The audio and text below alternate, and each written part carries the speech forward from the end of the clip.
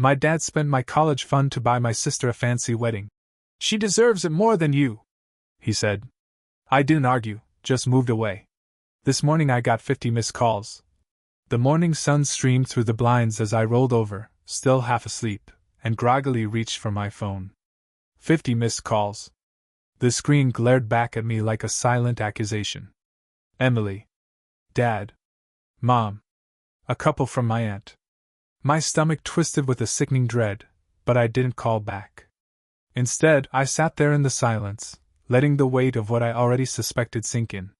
Just 6 months ago, I'd left it all behind, the family drama, the betrayal, the suffocating feeling of being an afterthought. When my father drained my entire college fund to pay for Emily's over-the-top wedding, his voice was cold and final. She deserves it more than you, he'd said, not even flinching as he turned away. That night, I packed what little I had and left. I didn't make a scene. I didn't argue. I just disappeared, carving a quiet distance between myself and the family that had always treated me like a second-class citizen. I thought I was done with them. But now, staring at the deluge of missed calls, I knew something was wrong. Or maybe, something had finally gone right. I dressed slowly, methodically. It felt like stepping into an old skin, one I'd shed months ago. A bitter anticipation settled in my chest. If they were reaching out now, after everything, then something had cracked in their perfect little world. And maybe, just maybe, it was my turn to watch it shatter. As I laced up my shoes, I could already hear my father's voice, smug and dismissive, echoing in my head. She deserves it more than you. But now, the script had flipped. This time, it was me holding the cards. And I wasn't planning on being the forgiving son. I didn't respond to the calls right away. Instead, I scrolled through the voicemails, each one more frantic than the last. Son, it's your mother. Your father's in the hospital, it's serious. Please call us. The message was shaky, but I could hear her usual guilt-tripping undertone even through the panic. The next one, from Emily, was nearly incoherent with sobs. Please, we need you. Daddy's had an accident. It's bad. I don't know what to do. For a moment, just a moment, I felt the old pull, the instinct to drop everything and rush to their side. But then I caught myself. These were the same people who had chosen my sister's happiness over my future, who hadn't thought twice about leaving me with nothing. I wasn't going to be their fallback plan now. Instead of calling back, I pulled up an old email, a thread I had saved for months, detailing the finances my father had hidden from the rest of the family. Credit card debts, late mortgage payments, even a few questionable loans taken out in my name. He'd hidden it well, but I'd found it. And I'd kept it. For a moment, I considered deleting the thread, closing the door on this part of my life. But no. If they were desperate enough to call me 50 times, then it was my turn to call the shots. I grabbed my jacket, slid my phone into my pocket, and walked out the door into the crisp morning air. As I locked up my apartment, I thought about the quiet power of knowing something no one else did. This wasn't about revenge, not entirely. It was about reclaiming control. And if my family was going to come crawling, they were going to have to pay a price far higher than my college fund. I didn't text or call ahead. I wanted to catch them off guard, to walk into the chaos and see their desperation firsthand. The hospital was only a few miles from where I used to live, but the distance between that world and mine now felt insurmountable. As I walked through the sterile, echoing halls, I spotted Emily first, pacing near the ICU waiting room. She looked up and froze when she saw me. The relief in her eyes was almost enough to make me pity her. Almost. David! She called, her voice breaking as she hurried toward me. I didn't think you'd come. I stood still, forcing a neutral expression. I'm here now. What happened? It's Dad, she said breathlessly. He was in a car accident. It's bad. They're not sure if he'll. Her voice cracked, and she wiped at her eyes. He asked for you? He's been asking for you since he woke up. I clenched my jaw, suppressing the urge to scoff. Of course he was. Now that his perfect little empire was crumbling, he wanted his forgotten son to pick up the pieces. Before I could respond, my mother appeared, disheveled and pale, her hands trembling. "David, thank God you're here," she said. "He needs you. We need you." I looked at her, taking in the desperation in her voice, the way her shoulders hunched like she was carrying the weight of the world.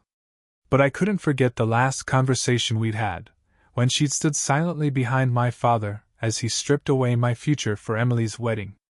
"I'll talk to him," I said, my voice quiet but firm. "But on my terms." They both nodded, almost too quickly, as if they were afraid I'd changed my mind. As if they knew they were at my mercy. And as I followed them toward the ICU, I felt a cold, resolute satisfaction settle over me. This was only the beginning. The sight of my father, pale and fragile beneath the tangle of tubes and monitors, almost caught me off guard. I had always known him as the man who commanded the room with a booming voice, who dismissed my dreams with a wave of his hand. Now he lay there, a shell of the man he used to be. His eyes fluttered open as I approached. For a moment, I saw recognition. "David," he rasped, his voice a mere shadow of its usual strength. I didn't respond right away. I just stood there studying him. It was strange to see him like this, so vulnerable, so small. "I need your help," he whispered. "Please, it's all falling apart. The debts, the house, your sister doesn't know." I tilted my head slightly. "Why me?" I asked quietly. His lips trembled. "Because you're smart. You always were." I was wrong." The words tasted bitter, even coming from him. I let the silence stretch between us, the weight of his admission hanging heavily in the air. Finally, I leaned closer. "You were wrong," I echoed softly. "But not just about me." I saw a flicker of confusion in his eyes, then fear. He knew something was coming, but he didn't know what. "Rest up, Dad," I said, my voice calm. "I'll take care of everything." As I turned to leave, I caught a glimpse of my mother and Emily waiting anxiously in the hallway. I gave them a reassuring nod, one that they mistook for a promise of help. But they had no idea what was really coming. I didn't go straight home that night. Instead, I found a quiet corner at a cafe, opened my laptop, and began piecing things together. My father's debts weren't just numbers on a screen, they were tangled threads leading to things I hadn't even suspected. Fake loans in Emily's name. Hidden assets in my mother's. Transactions that could only be described as shady. I found emails he must have thought I'd never see. Deeds signed in backrooms, hush money paid to keep creditors quiet, forged signatures, including mine. And at the center of it all, Emily. Her perfect wedding had been a smokescreen for laundering money my father had siphoned from his own business. Suddenly, things clicked into place. The desperation, the 50 missed calls, the sudden concern for the son they'd all but disowned. This wasn't about family, not really. It was about survival. And they needed me because, without me, their entire world would crumble. I spent the next few hours mapping out a plan. Not one born from rash anger, but a slow, methodical unraveling. I wasn't just going to let them off easy. I was going to make them face every lie, every betrayal, every penny stolen. By the time I closed my laptop, a cold clarity had settled over me. My family thought they could manipulate me, use my loyalty and guilt against me. But they had underestimated just how far I was willing to go to reclaim control. The next morning, I returned to the hospital, the same mask of calm on my face. My mother and Emily were in the waiting room, huddled together, their voices low and strained. They looked up as I entered, hope flashing briefly across their faces before uncertainty settled in. "David," my mother said, standing up quickly. "Did you talk to your father? What did he say?" I glanced at her, then at Emily, whose eyes were red from crying, though her expression was still that of a woman used to getting her way. "He told me everything," I said flatly. Emily's lips trembled. "Everything? What do you mean?" I let a long pause stretch between us before speaking, enjoying the rising tension. "The loans. The fraud. The assets hidden under other names. How the wedding was a cover-up for moving money before everything collapsed." My mother's face drained of color. "David, you don't understand." "I understand perfectly," I cut in. I understand that Dad used me as a shield, that you knew about it, and that Emily's fairy tale wedding was bought with stolen funds, some even taken out in my name." Emily's jaw dropped, her voice rising. "That's a lie. I didn't know." "Didn't know?" I raised an eyebrow. "You really expect me to believe that? The lavish honeymoon, the sudden emergency loans that needed covering, the luxury items bought and hidden in your name? You were complicit, whether you admit it or not." My mother reached out as if to plead, her voice shaking. "David, please, we didn't mean for it to go this far. Your father's business was built on lies," I finished. "And now it's crumbling." I pulled a folder from my bag and laid it on the small table between us. Inside were copies of the evidence I'd gathered, the fake loan documents, the emails, the wire transfers. "This is just the start," I said quietly. "I'm giving you a choice.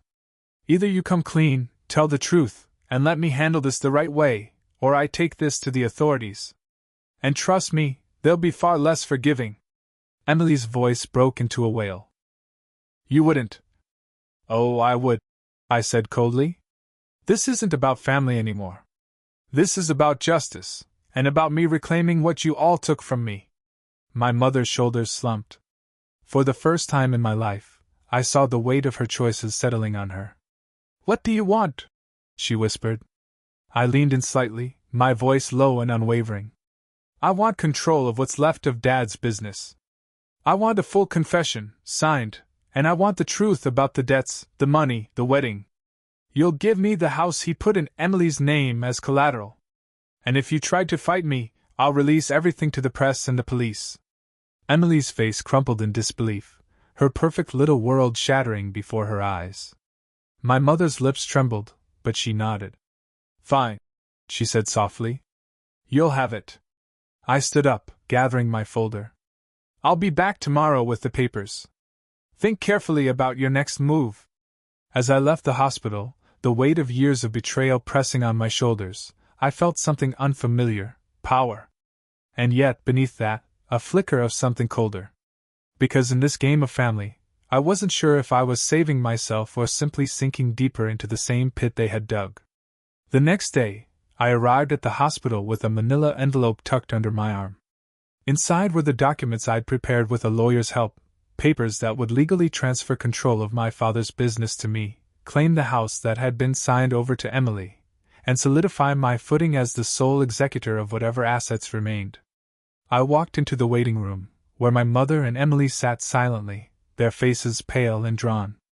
My mother's hands were folded tightly in her lap, while Emily stared at the floor, her defiance from the previous day replaced by resignation. "I've brought the papers," I said, placing the envelope on the table in front of them. "Sign them, and this stays between us. If not, I'll contact the authorities by the end of the week." My mother hesitated, her voice breaking as she whispered, "David, please. You don't have to do this. We're family." I sat down across from her, my voice low but steady. "Family? That word lost its meaning the day you all decided Emily deserved my future more than I did. You betrayed me. You stole from me. Now I'm just evening the scales." Emily reached for the pen, her hands shaking as she signed her name on the pages. My mother followed, her signature hesitant, her face lined with regret. When it was done, I gathered the papers and stood. "I'll have these filed by tomorrow. I suggest you start preparing for what comes next. You'll need to explain to the rest of the family why things are changing." As I turned to leave, Emily's voice rose in a quiet plea. "David, I didn't know it would come to this. I thought Dad would fix it all." I paused, the bitterness bubbling beneath my calm exterior. "That's the problem, Emily. You've always thought someone else would fix it, no matter how deep the mess was. But not this time." Outside, the sky was gray, heavy with the threat of rain. I stood for a moment, watching as the first droplets fell, feeling the weight of the decisions I'd made.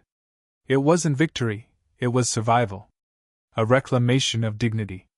But as I walked to my car, I couldn't shake the gnawing emptiness in my chest. I had won technically. I had turned the tables, taken control, and left them scrambling. But standing in the rain, I realized that the revenge I had long imagined didn't feel like a triumph. It felt like confirming the truth I'd always feared, that I was more like them than I'd ever wanted to admit. Still, there was no turning back. Tomorrow, I'd file the papers and officially sever the strings that had bound me to them. For the first time in my life, I'd be free. But at what cost? I spent the next day in a haze of paperwork and phone calls. My lawyer was efficient, sliding the documents into the system with clinical precision, his calm voice steady as he explained the steps, the transfers, the filings, the inevitable notices that would land on my mother and Emily's doorstep like a slap. By midday, it was done. My name was now on everything my father had once controlled, and on the debts he'd hidden. But I was ready. I wasn't here to bail them out. I was here to clean house, and if that meant selling assets, gutting the company, or even exposing the mess to creditors, so be it. That evening, as the rain deepened into a downpour, I returned to the house, the one my father had bought years ago, the one they had flaunted as Emily's rightful inheritance, after gutting my college fund. Now it was mine. The locks had already been changed. I stepped inside to silence, the air heavy with the scent of old wood and broken promises. I walked through the rooms, running my fingers over the surfaces, remembering family dinners where I was always the afterthought, the sibling expected to work twice as hard for half the recognition. In the living room, I found a stack of wedding albums, thick with glossy photos of Emily's lavish day. I flipped through them slowly, the images of her radiant smile, my father's proud expression, my mother's thinly veiled relief. It wasn't bitterness I felt, it was clarity. These photos weren't just memories, they were monuments to my erasure, to their choice to sacrifice me for her. I gathered the albums and placed them carefully in a box. I wasn't going to destroy them, that would be too easy. I was going to return them, a quiet statement of closure. A way of saying, this is yours to keep. I'm done carrying it. Just as I sealed the box, my phone buzzed. It was my aunt, her voice breathless. David, your mother's at the hospital again. She collapsed. Stress, they said. You need to come. I hesitated, the weight of my resolve pressing down hard. I could go. I could watch them crumble completely. But something deeper, something twisted and stubborn, made me answer. I'll be there, I said softly. When I arrived, the waiting room was filled with murmured prayers and anxious whispers. Emily was there, her face pale and streaked with tears, her hands wringing the fabric of her coat. She was crying all night, she said when she saw me. She kept saying she was sorry. She was so scared you'd never forgive her. I said nothing. I sat down and waited. Minutes stretched into hours. Finally, a doctor emerged, tired and weary. She's stable, he said. But she needs to rest. You can see her, but briefly. I walked into the dimly lit room, where my mother lay, frail and small in the hospital bed. Her eyes fluttered open when she saw me, her lips parting in a fragile smile. David, she whispered. I'm sorry. I never meant for any of this to happen. I stood there, arms crossed, watching her. For a heartbeat, I wanted to believe her, to let the bitterness melt into forgiveness. But then I remembered the years of quiet betrayal, the moments she could have stood up for me and didn't. You made your choices, I said, my voice low. And now you're facing them. A tear slid down her cheek. I just wanted to protect our family. I leaned in, my voice cold as steel. You protected your version of family. Not me. Not the truth. But I'm done being the victim in this story. I'm taking what's mine, and you can figure out the rest. As I turned to leave, she whispered, Please, don't leave me like this.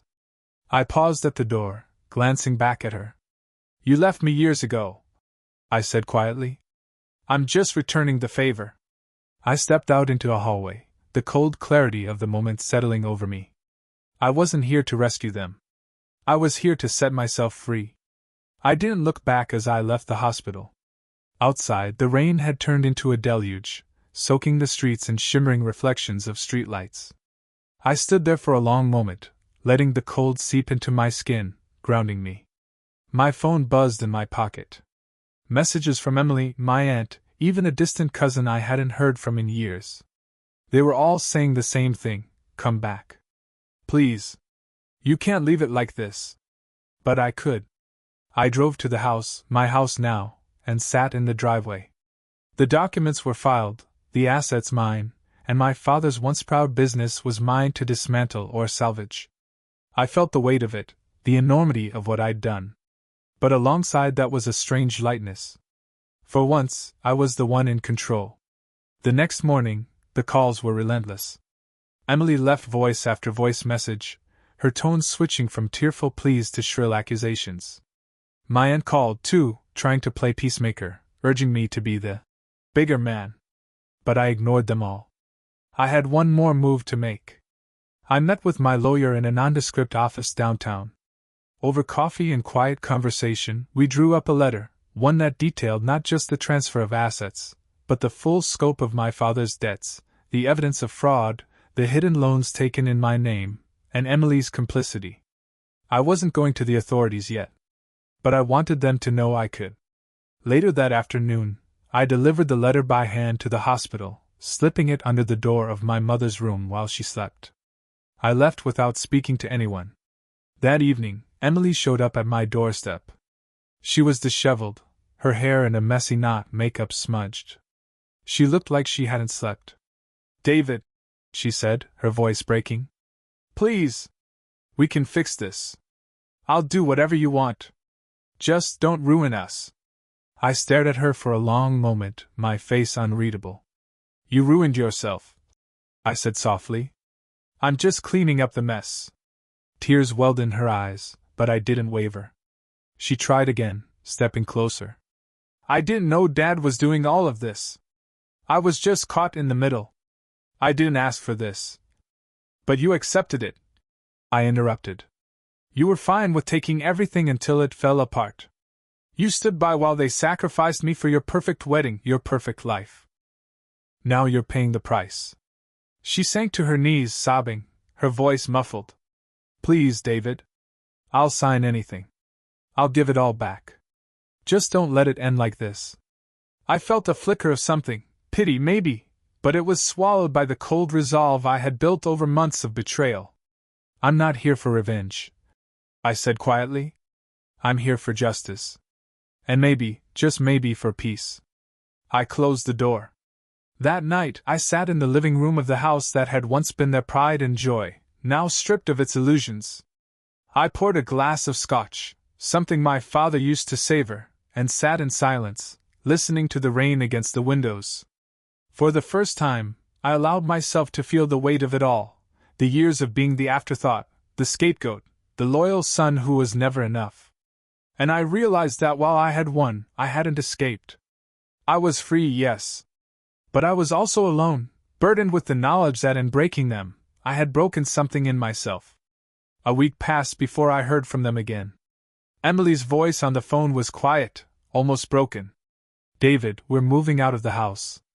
It's yours now. I hope you're happy." I didn't answer. The papers were signed, the transfers complete. The business was mine, but the victory felt hollow. I realized that in tearing them down, I'd been dismantling something in myself too. The bitterness lingered like a shadow, and I wasn't sure it would ever truly leave. In the end, I wasn't the hero of this story. I wasn't the villain either. I was just a man who finally took back what was his, but at a cost I never anticipated. And as I locked the front door of the house for the first time as its true owner, I couldn't help but whisper to the empty rooms, "This isn't home. Not yet."